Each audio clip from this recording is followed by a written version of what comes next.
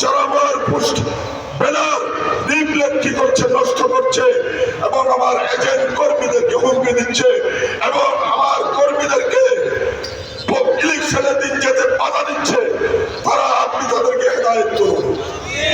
যদি না হয় তাদের বিচার তোমার আরো সহজীবে আমি দিয়ে দিলাম।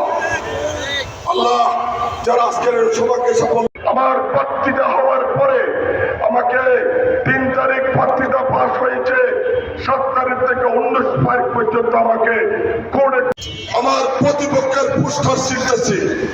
আমরা রাজাদারিতে 11 বলে জুটছে না, কাউকে চিনে না রাজাদারির মানুষ।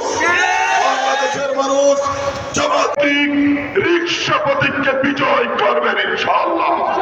রিক্সা প্রতীক গণমানুষের প্রতীক, রিক্সা হচ্ছে শান্তির প্রতীক, রিক্সা। আমরা 17 বছর পাচ্ছিলাম, আমাদেরকে একটু পাড়া দেওয়ার লাগবো বলে কিনা আপনারা কি আমি মিথ্যা বলছি নাকি? আমার সর্বপ্রথম স্বপ্ন হাটাজারিতে কোন চাঁদাবাজ আমি থাকতে দেব না, দেব না, দেব না।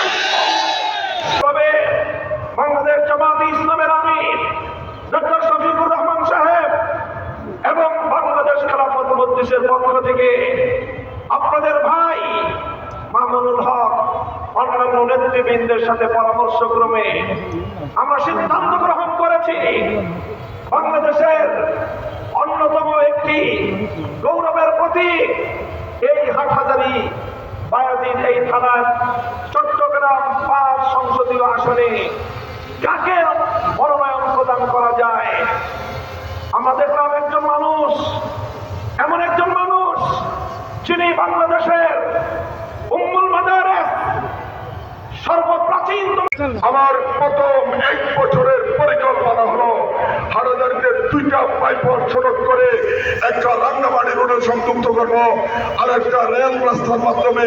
আমার বক্তৃতা হওয়ার পরে আমাকে 3 তারিখ বক্তৃতা পাস হয়েছে, 7 তারিখ